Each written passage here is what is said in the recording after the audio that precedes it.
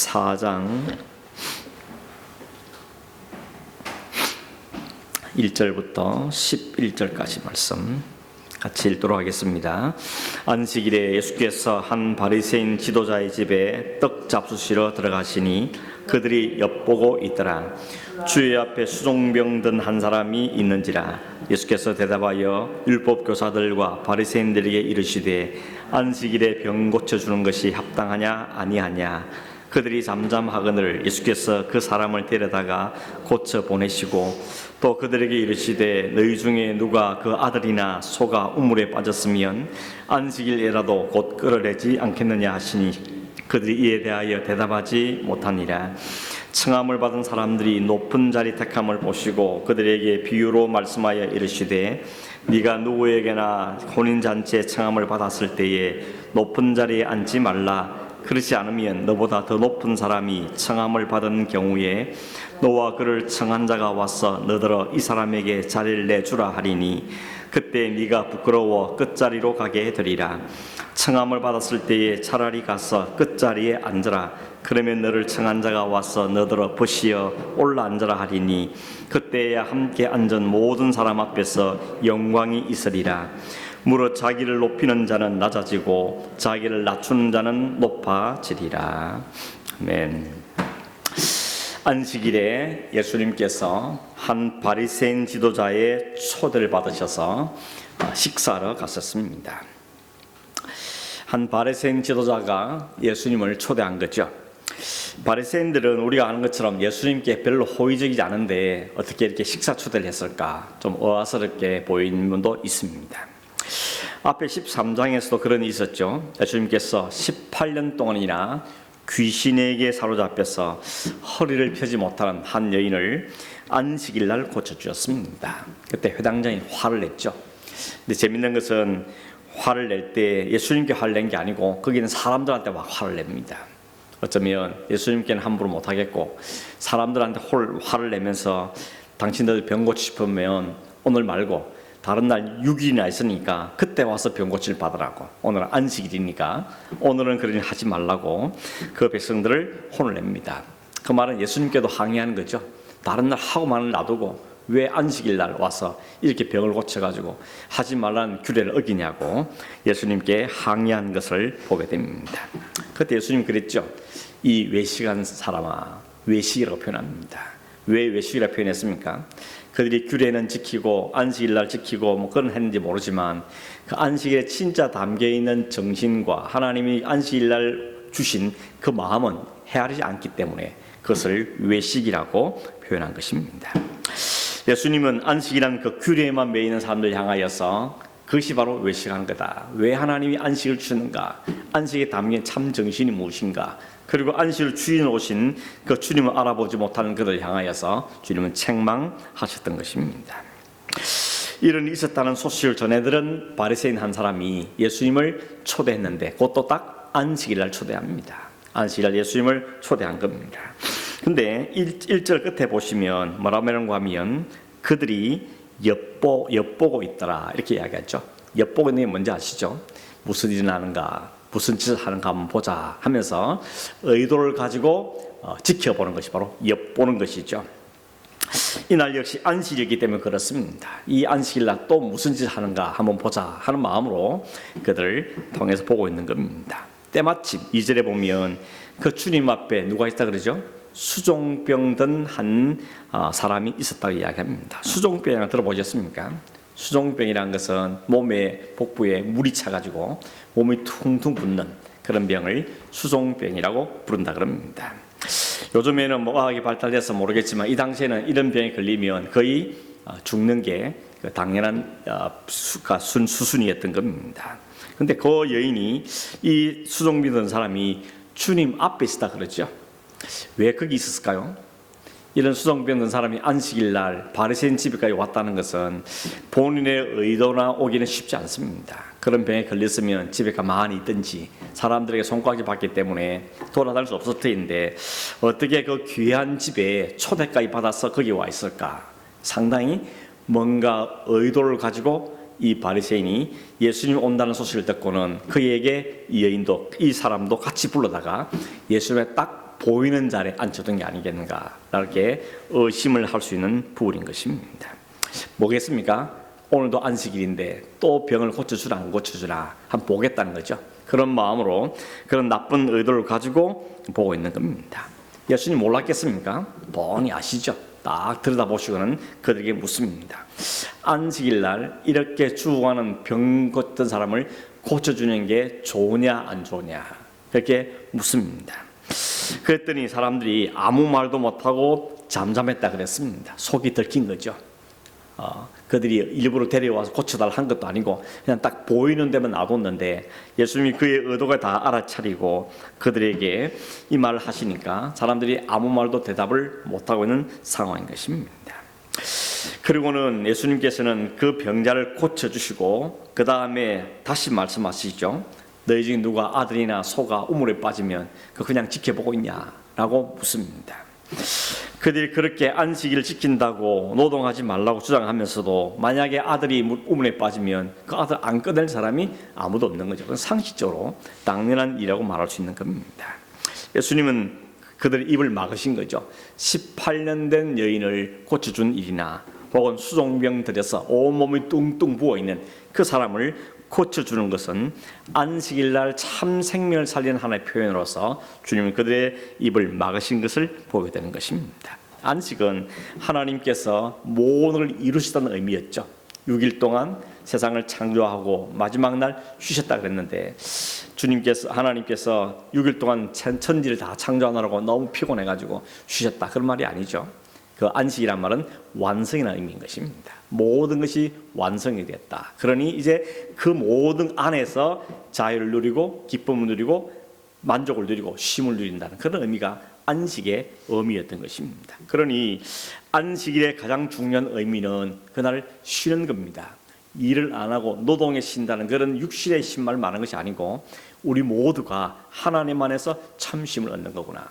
하나님만이 우리의 주인이시고 우리의 모든 공급해 주신 분이고 그 안에서 우리는 모든 걸 얻을 수 있는 거다 하는 것을 모여서 예배하고 고백하고 찬송하고 그러면서 그 하나님 안에서 그 안식을 누리는 것이 바로 안식을 주신 참된 의미고, 그 안식일은 우리에게 진짜 안식을, 참된 안식을 주시기 위해서는 이 근본에 있는 죄의 문제를 해결해야 되는데 그 죄의 문제는 예수 그리스도 외에는 그 일을 해결할 수 없기 때문에 주님이 내가 안식일의 주인이라고 말씀한 겁니다.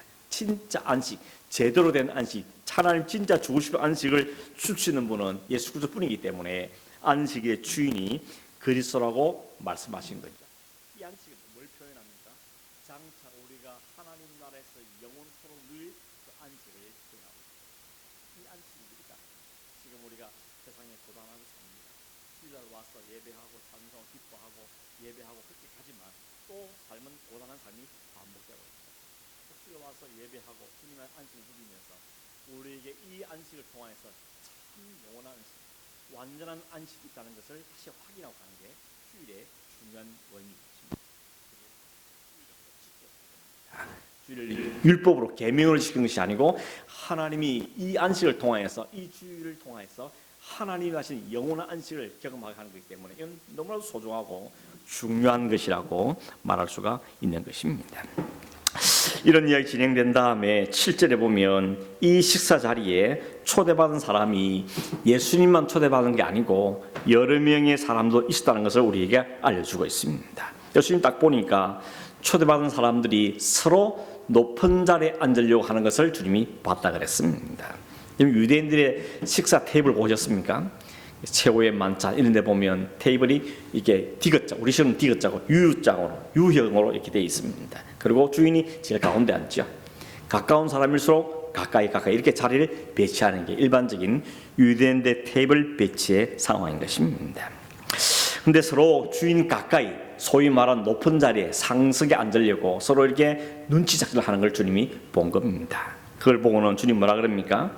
높은 자리에 앉으려고 그러지 마라. 차라리 저 끝자리에 앉아 있어라. 그래서 주인이 보고 왜 거기 앉아 있냐고, 이 가까이 오시라고. 그래서 주인 옆자리에 앉는 게 좋지. 옆에 앉았는데 더 높은 사람이 오니까 당신 저쪽으로 좀 비켜달라고. 이렇게 하면 얼마나 부끄럽냐는 것이고 얼마나 쪽팔리냐는 것이죠. 그 이야기를 주님께서는 하고 계시는 것입니다. 그러면서 무릇 자기를 높이는 자는 낮아지고 자기를 낮추는 자는 높아질 것이다 라고 주님께서 말씀하십니다. 여러분, 사람들이 함께 있으면 언제나 서열을 정하려고 그러죠. 동물의 세계 같은 거 봐도 그렇죠. 같은 사자끼리 때도 서열을 정하려고 막 싸우잖아요.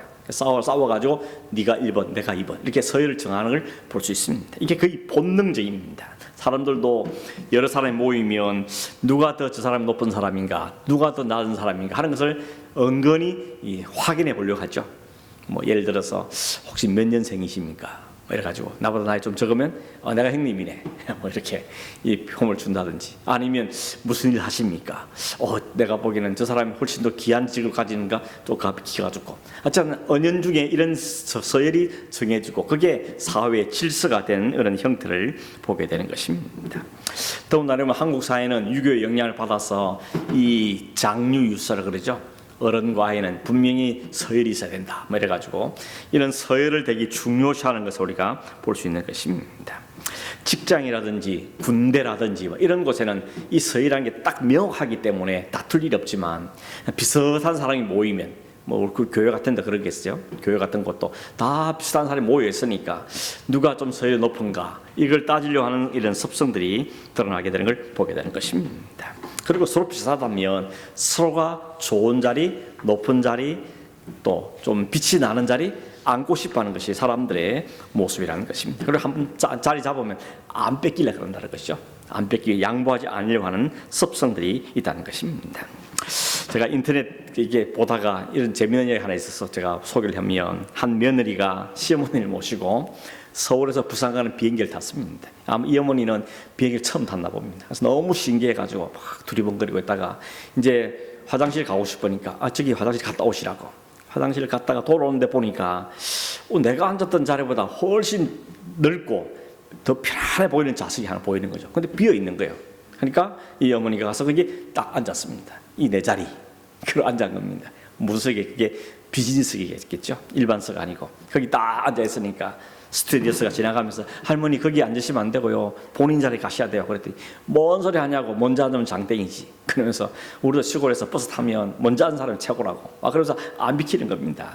아무리 설득을 해도 비키질 않다는 것이죠. 그러다 보니까 약간 실례가 생기면서 그 비행기 안이 소란스러워진 겁니다. 이 모습을 지켜보던 한 신사분께서 그 할머니한테 가서 이렇게 뭐라고 한마디 했더니 할머니가 후딱 일어나서 제자리를 팍 가더라는 겁니다. 왜 그랬을까요? 스튜디오에서 궁금해가지고 도대체 무슨 말 하셨길래 그렇게 후딱 갑니까? 했더니 이렇게 말했답니다. 할머니, 이 자리는 부산 가는 자리 아니고 제주도 가는 자리입니다. 그렇게 했더니 제주도는 가기 싫어가지고 후딱 가서 자이자로 갔다 뭐 이런 이야기가 있는 걸 보면서 제가 속으로만 웃었는데, 이게 제가 군목으로 있을 때 그런 일이 있었어요. 군목이 있을 때 제가 처음 갔던 데가 최전방이었거든요. 철책 부대, 철책을 지키는 부대였는데 그게 가끔씩 별들이 뜹니다. 뭐 사단장도 오고 뭐 군단장도 오고 오는데 한 별 2개짜리가 뜨면 또 이 사단장이 뜨면 또 막 대령 뭐 중령들이 막 줄줄이 막 따라오거든요. 오면 여러분 군대 가시면 알겠지만 가면 뭐 따로 이게 병사들이 모일 데가 없습니다. 그러니까 내원 안에 그냥 침상이 양쪽 딱 돼 있잖아요. 거기서 있으면 병사들이 쫙 앉습니다. 그게 중령도 앉고 대령도 앉고 다 앉습니다. 사단장이 딱 앞에 가운데 의자 딱 놓고 의자에 딱 앉아서 교육을 하는 겁니다. 근데 여러분 사단이 별 2개거든요. 별 3개가 뜨면 어떻게 되지 아십니까? 사단장도 저기 가서 침상에 앉아야 됩니다. 이 사단장이 이 위에 3개가 왔기 때문에. 만약 4개가 오면 별 3개도 별 수 없어요. 저기 밑에 가서 그냥 병사와 같이 나란히 앉아야 되는 겁니다. 그거 보면서 오늘 이 말씀이 딱 매치가 되는 거예요. 주님께서 이 말씀하셨잖아요. 더 높은 사람이 오면 그 앞에 폼 잡던 네가 저 밑에 가가지고 거기에 병사와 같이 앉아야 된다는 겁니다. 그러니 차라리 그러지 말라고 말씀하신 우리가 볼 수 있는 것입니다. 근데 여러분 지금 주님께서 말씀 이 식사 자리가 어디에 비유하는가 하면 혼인잔치라고 비유를 하고 있습니다. 혼인잔치라는 것은 뭘 이야기하는 게 있습니까? 주님은 지금 하나님 나라를 지금 이 사람들이 가르치고 싶은 겁니다. 하나님 나라의 잔치가 벌어졌을 때 그 자리를 누가 차지하느냐는 겁니다. 여러분 결혼식 가면 우리도 그렇잖아요. 여기서 그냥 아무나 가는 결혼식 말고 막 초청 받아가지고 가는 그런 결혼식 가면 딱 가면 벌써 이름표 다 있죠. 테이블에 이름 다 있어서 자기 자리 정해진 자리에 앉게 되어 있습니다. 근데 그 자리에 누가 정합니까? 주인이 마음대로 정하는 것이죠. 주인이 생각하기에 이분은 이 자리에, 이분은 이 자리에. 그 테이블로 딱 자리에 정하면 별 군소리 못하고 그냥 거기 앉아야 되는 겁니다. 왜 내가 여기 앉아야 되냐? 왜 나는 저 문 쪽에 앉아야 되냐? 이렇게 항의할 수가 없는 것입니다. 주님은 지금 그 이야기를 지금 이 사람들에게 하고 있는 겁니다. 네가 세상에서는 당신들이 가진 그 사회적인 지위 갖고 권력 갖고 재산 갖고 떵떵거리고 사람 위에 군림하려 그러지만 하나님 나라에 아무 소용없다는 것입니다. 하나님 나라의 주인은 주님이십니다. 우리가 혼인잔치에 참여하고 하늘잔치에 참여하겠지만 거기 들어가는 것부터 시작해서 자리를 앉는 것 모든 것도 하나님이 우리에게 정해진 대로 앉는다는 겁니다. 그 나라에는 상석도 없고 말석도 없다는 것입니다. 그러므로 주님께서는 이 일을 통하여서 이 모든 걸 판단하고 자리를 정하고 주시는 것은 하나님의 은혜로 주어지는 것이지 우리가 실력으로 자리를 차지하는 것이 일단 꼭 아닌 것을 그들에게 이야기해 주고 있는 것입니다. 여기 모인 사람들이 바리새인 지도자가 초대했으니까 대부분 다 바리새인 같은 사람들이겠죠. 상당히 사회적으로는 지위가 있는 사람들입니다. 내노라 하는 사람들입니다. 그리 사람끼리 모였으니까 누가 조금 더 높은가를 서로 견제하고 이렇게 서로 눈치 작전을 벌이고 있는 겁니다. 그러나 주님께서는 그런 것을 향해서 자신이 스스로 판단 기준을 갖고 내가 더 높다, 네가 더 높다 따질 것 아니라는 겁니다. 하나님 나라에는 오직 하나님의 은혜로 가는 나라이고 그 은혜에 감사하는 자가 누리는 것이 바로 하나님의 잔치인 것을 우리에게 이야기해 주고 있는 것입니다. 오히려 바리새인이 자기들 힘을 갖고 자기들이 지위나 이걸 갖고 폼 잡다가 오히려 끌려서 저 밑으로 끌려가서 부끄러움을 당하게 될 것을 주님은 말씀하고 있는 것입니다. 오늘 우리는 뭐가 기준입니까? 뭐가 우리의 판단 기준이십니까? 돈입니까? 아니면 그 사람이 갖고 있는 직업입니까? 혹은 그 사람이 가진 학력입니까? 뭘 보면 우리가 그 앞에 기가 죽습니까? 하나님 나라에서는 적어도 그 모든 것들은 아무 의미가 없는 것임을 분명하게 말씀하고 있는 겁니다. 아마 이 바리새인 지도자들도 어쩌면 자기 포지션을 좀 과시하기 위해서 여러 사람 불러놓고 자리 정해놓고 자기가 제일 가운데 앉아서 내가 이런 많은 사람 거느렸다고 이렇게 자랑할 수만 있을지도 모릅니다. 주님은 그 마음까지 아시기 때문에 네가 높은 자리 원하냐? 아니야. 참 마지막에 가야 된다. 오히려 끝자리에 앉는 게 더 현명한 방법이라고 말씀하고 계시는 것입니다. 이렇게 말씀하신 이유가 우리에게 사람이 좀 겸손해야지 그런 의미로 말씀한 것도 있겠지만 그러나 여기 더 중요한 의미는 단순히 겸손만 말한 것이 아니고 자기를 아는 사람이 겸손한 자를 갈 수 있는 것을 이야기해 주는 것입니다. 바리새인이 왜 끝자리에 안 갑니까? 내가 누군데? 이런 것이죠.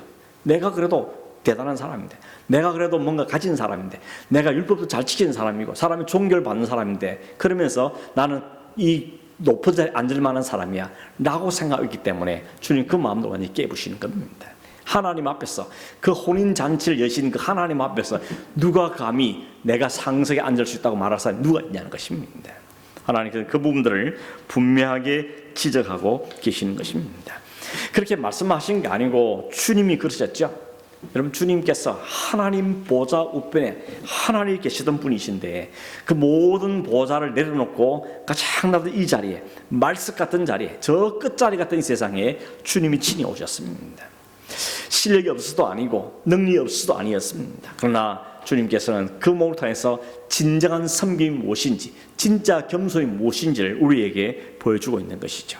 인간의 몸을 입고 이 땅에 오셔서 오히려 인간들에게 조롱과 멸시를 받고 십자가에 달려 죽임을 당하면서 그렇게 가장 낮은 자리로 주님은 내려가셨던 겁니다. 그런데 그 주님을 하나님 어떻게 하셨습니까? 사흘 만에 다시 살려내시고 다시 부활시켜서 다시 하나님 보좌 우편으로 다시 올리셔서 모든 이름 위에 모든 세상 위에 가장 높으신 분으로 하나님께 그를 높이식을 보게 되는 겁니다. 그게 바로 하나님 나라에 올리라는 것이죠.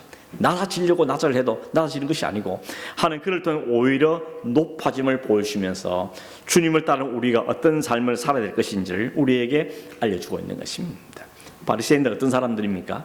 나름대로는 가장 성경에 충실하다고 율법을 지키고 하나님을 알고 사랑하고 이런 걸 산다고 나름대로 주장하는 사람들이었지만 그러나 진짜 하나님 나라에 적합한 사람은 그런 사람이 아닌 것이죠. 그래서 자꾸 상대적으로 등장하는 사람이 이렇게 병에 걸린 사람 혹은 여러 가지 부족한 사람, 세리들, 죄인들 이런 사람을 등장시켜서 하나님 나라는 오히려 이렇게 자신의 참을 알고 자신의 죄인됨을 알고 가슴을 치며 통회하고 은혜 없이는 살 수 없습니다 하는 그 자들이 하나님은 큰 자라고 높임을 받을 자라고 주님 이들에게 말씀하고 계시는 것입니다.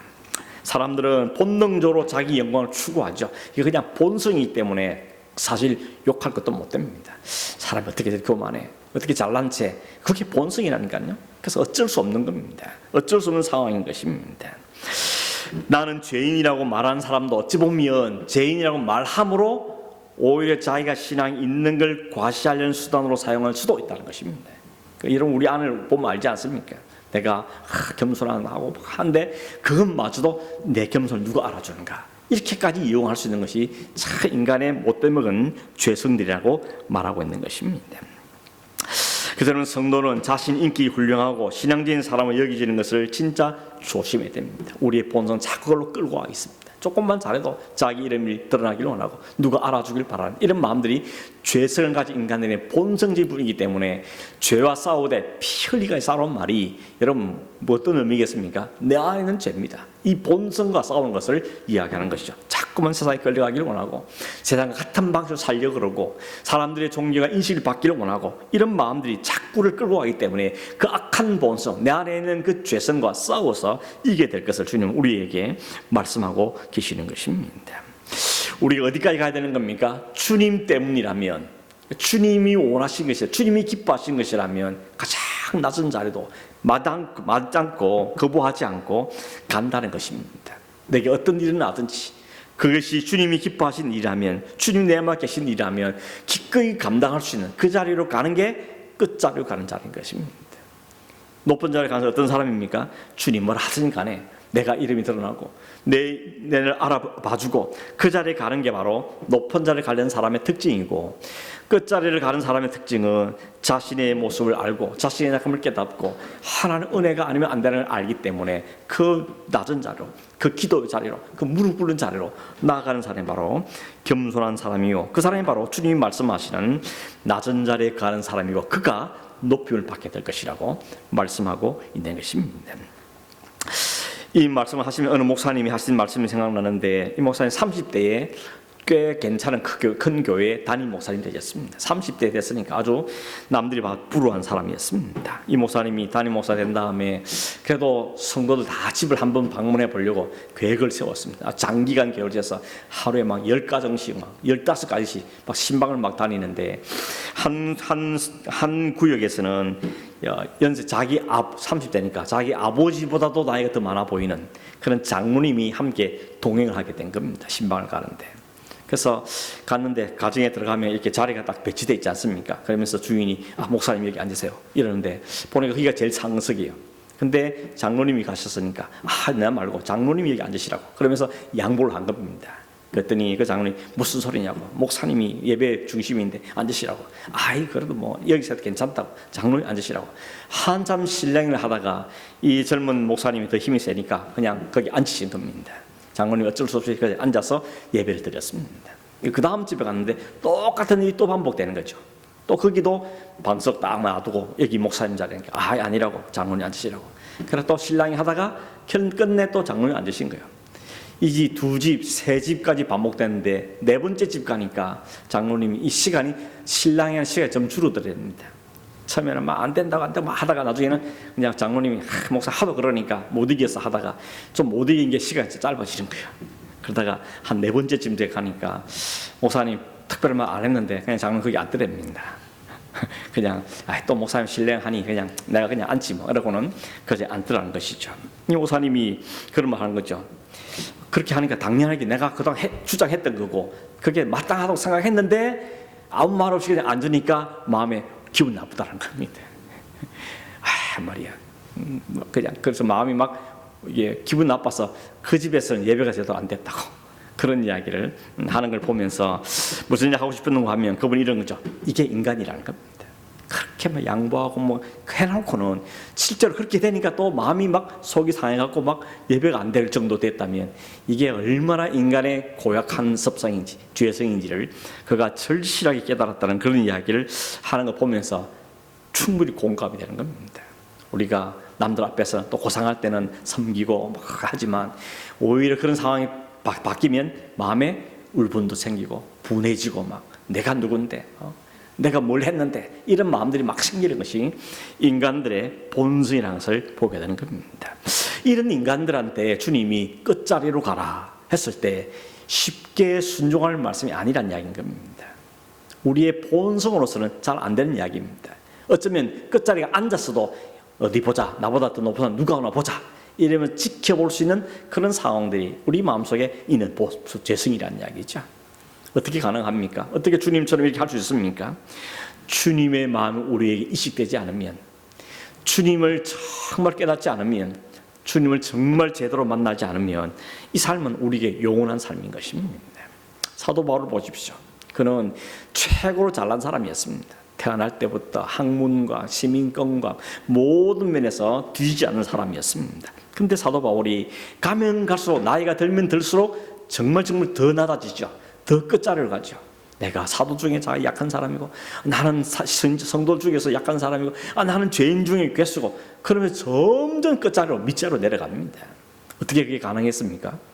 하나님 앞에 가까이 가면 가까울수록 내가 어떤 사람인지 자기가 자기를 아는 거죠. 하나님 내가 어떤 자인 걸 알게 되니까 나는 저 끝에 가도 그냥 끝에 가 있어도 하나님 은혜만 입으면 그마도 족하다는 그런 마음이 사도 바울 마음속에 생겼다는 것입니다. 그 안에 주님을 만났기 때문에, 주님 앞에 자신이 어떤 존재를 깨달았기 때문에, 주님이 잘 어떻게 대우했는지 알았기 때문에, 그 주님께 내가 무슨 짓 했는지 알았기 때문에 하나님께 베푸신 그 은혜만 있어도, 그 조그마한 은혜만 있어도 나는 충분히 감사하다고, 충분히 만족하다고 그런 삶을 살게 된 걸 보면서 결국 오늘 주님께서 끝자리로 가라 할 말씀을 주시지만 우리가 낮아지면 높아질 것을 기대하며 가는 게 아니고 진짜 난 낮아지는 게 당연하다는 그 마음이 있어야만 일에 순종할 수가 있다는 것입니다. 어떤 사람이 그걸 할 수 있습니까? 자기를 제대로 보는 사람이라는 겁니다. 내가 누군지, 내가 어디서부터 왔으면 어디로 가며 내가 얼마나 죄인인지를 아는 사람만이 진짜 끝자리로 갈 수 있다는 것입니다. 그렇지 않는다면 다 외식으로 갈 가능성이 많다는 것이죠. 오늘 주님께서는 우리에게 뭘 요구하는 것 같습니까? 좀 겸손해져라. 교만하지 말고 그 정도가 아니고 주님을 알라는 겁니다. 주님을 닮으라는 것이죠. 주님의 마음을 품으라는 것이죠. 우리 안에 성령께서 우리 안에 역사하심으로 내게 나의 나된 것이 다 하나님의 은혜 외에는 아무것도 아니라는 것을 깨닫게 될 때 그때 우리는 진짜 아무도 안 알아줘도 아무도 나를 몰라줘도 기꺼이 주님이 아시는 그 사실 때문에 기꺼이 그 끝자리가 앉을 수 있는 것이 바로 성도의 모습인 것을 우리에게 보여주고 있는 것입니다. 하나님께 그런 자를 나중에는 결국은 높이실 것이라고 말씀하고 계시는 것이죠. 하나님 나라에서는 모든 사람 차별이 없는 하나님의 멸관을 우리에게 입혀주시고 하나님 우편에 앉게 하시고 하나님 보호 안에 거하게 하심으로 우리가 이 땅에 살던 모든 삶에 대해서 하나님 오히려 복 주시고 은혜 주실 것을 우리에게 말씀해주고 있는 것입니다. 여러분 여전히 우리에게는 참 어려운 삶의 모습인 것 같지만 그러나 우리가 주님께 점점 가까이 갈수록 주님을 닮아가고 알아갈수록 우리의 삶도 내가 원하지 않다 할지라도 그 삶으로 나아갈 있음을 우리에게 보여주고 있는 것입니다. 우리에게 의지적인 노력도 필요하겠죠. 우리가 자신의 연약함을 알고 지성을 알고 하나님 앞에 가까이 가기를 힘쓰고 뿐만 아니라 겸손한 삶을 살기 위해서 노력하는 것도 필요할 겁니다. 그러나 우리의 노력만은 안 되기 때문에 성령께서 오늘 우리 가운데 역사하시고 우리의 삶을 깨닫게 하시고 우리가 실패할 때마다 우리의 확인을 다시 확인해서 우리의 자리가 어디인지를 확인시켜주는 주님을 보게 되어지는 것입니다. 우리 모두는 하나님 앞에서 사도 바울이 고백했던 것처럼 나의 나된 것이 오직 하나님의 은혜이고 나에게는 한 대낮의 은혜만 있어도 족한 줄 아는 그런 믿음이 우리 안에 있어지고 그 주님이 베푸신 은혜 때문에 그럼에도 불구하고 우리 베푸신 은혜와 모든 걸 감사하여서 주를 위해 헌신하고 시간이 있을 때 젊음이 있을 때 돈이 있을 때, 여건이 될 때 기꺼이 주를 위해서 헌신할 수 있는 그런 믿음의 삶을 사는 그런 우리 모두가 되기를 주님으로 축원합니다. 기도하겠습니다. 고마우신 하나님 아버지 참 감사합니다. 하나님 버려도 할 말이 없고 낮은 자 끝자리가 아니라 하나님 내침을 당해도 할 수 없는 저들이었지만 하나님의 은혜와 사랑과 십자가의 능력으로 우리를 구원하시고 하나님 자녀를 삼으실 뿐만 아니라 주를 위해 살 수 있는 시간과 여건과 젊음과 또 직분도 우리에게 허락해 주셔서 주일 살 수 있는 은혜를 주신 하나님께 참으로 감사함을 드립니다. 아버지 하나님, 교만 떨지 않고, 아버지는 자기를 내세우지 않고, 자기 영광 취하지 않고, 오직 주님이 가신 길을 겸손하게 함께 따를 수 있는 믿음을 우리에게 부어주시고, 날마다 주님 앞에 말씀 앞에 서 있으므로 우리를 확인하고, 우리에게 베푸신 은혜를 감사하여서 우리의 최선을 다 힘을 다해서 주를 섬기며 하나님 영광을 살고, 또 몸된 교회를 섬기는 삶을 사는 자들이 될 수 있도록 인도하시고, 모든 하나님 은혜이기에 감사만 있는 기쁨만 충만한 우리의 삶이 되도록 인도하여 주시옵소서. 그러하신 예수님의 이름으로 기도하옵나이다. 아멘. 하늘에 계신 우리 아버지여, 이름이 그렇게 여김을 받으시오며 나라가 임하옵시며 뜻이 하늘에서 이루어진 것 같이 땅에서도 이루어지이다. 오늘 우리에게 일용할 양식을 주옵시고, 우리가 우리에게 죄 지은 자를 사하여 준 것 같이 우리 죄를 사하여 주옵시고, 우리를 시험에 들게 하지 마옵시고 다만 악에서 구하옵소서. 나라와 권세와 영광이 아버지께 영원히 있사옵나이다. 아멘.